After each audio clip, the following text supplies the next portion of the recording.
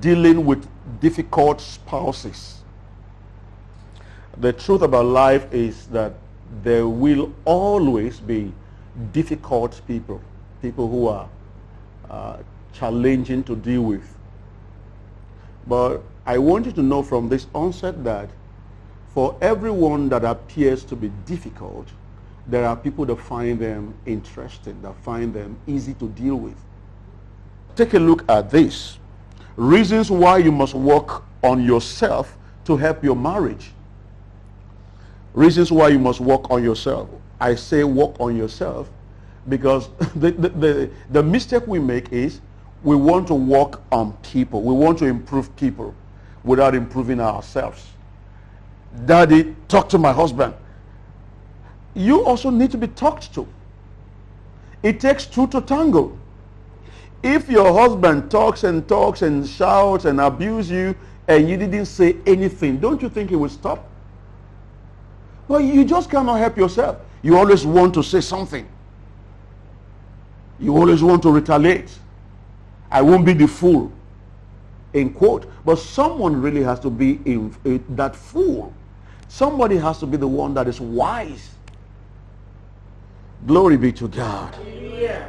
May you be the wise fellow. Amen. May you be the one that will make the first change. Amen. You don't think of, my wife needs to change, my husband needs to. No, don't think that way. Work on yourself. So, reasons. I want to give you reasons why you must do this. Number one is for your health. For your health's sake. Diseases love any environment that lacks peace. Lacks peace. You spend all the night quarreling. You spend all the night fighting. You spend all the night frowning. You wake up tired. You go to the office tired. Number two, you need to work on yourself for peace in your marriage for the sake of your children. A dysfunctional home doesn't help their children. Remember this, that your children's future will be highly influenced by what they see now. Children learn more by what they see than by what they hear. You can tell them, do this, do that. No. But you see, the children learns a lot by pictures. Picturization, they see, the things they see. It influences them a lot. So you need to understand, as right from the time, once you have children that are above 1, you shouldn't quarrel in that house because they are observing everything. Don't think they are fools. Don't think they are fools. Are you so selfish that you don't care how your children feels when you and your wife quarrel? Are you so selfish that you don't even care that the future of these children are at stake? Because if you end up in divorce, what kind of life will these children face? Number three reason why you must work on yourself to help your marriage, to avoid demonic oppression. Anywhere you have crisis, confusion, demons love there. Don't you see sometimes when people are quarreling, they receive telepathic messages from the devil. The devil will say to the wife, tell him he's a good for nothing man. And the woman will repeat that. So most of the things people say during quarrel are things the devil is imputing into their minds. Telepathically imputed. So you need to know that any environment that you don't have peace, you don't have joy, it's an environment that the devil really, really treasures. Number 4 reason, to avoid business and career failure.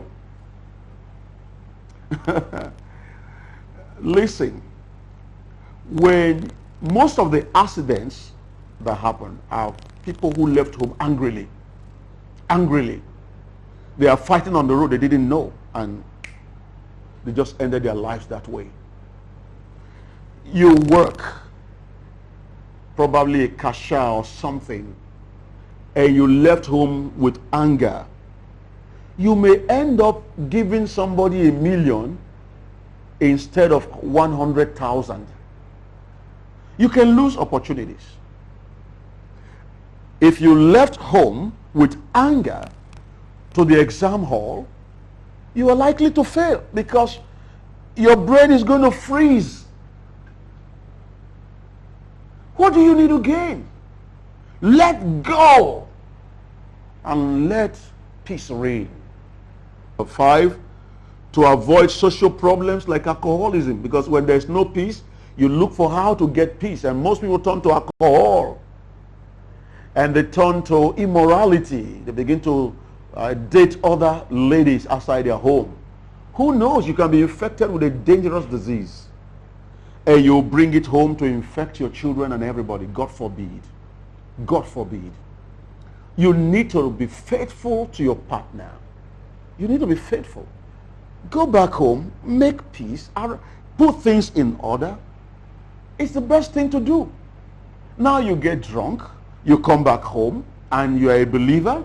The truth is this: all these wrong friends you are keeping is because you are looking for something to medicate your situation.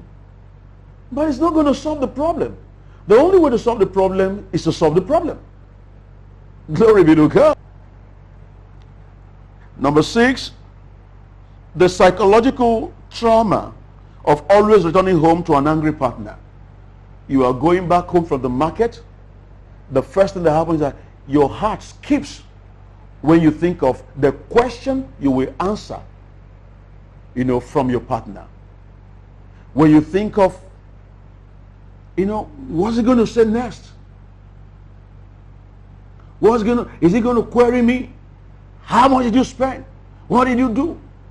Most people, because they don't know how expensive things have become, and that's why I suggest that most men who are listening to me today, once in a while, go with your wife to the market and see things for yourself. Things are very expensive. You give somebody 10,000 naira and you are expecting things as much as 50,000 naira worth. Come on.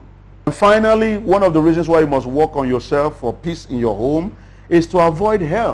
I know it's a message people don't want to hear these days. Revelation chapter 20 is still in the Bible till tomorrow. It said, and I saw the dead, small and great, stand before God, and the books were opened, and another book was opened, which is the book of life. And the dead were judged out of those things which were written in the books according to their works.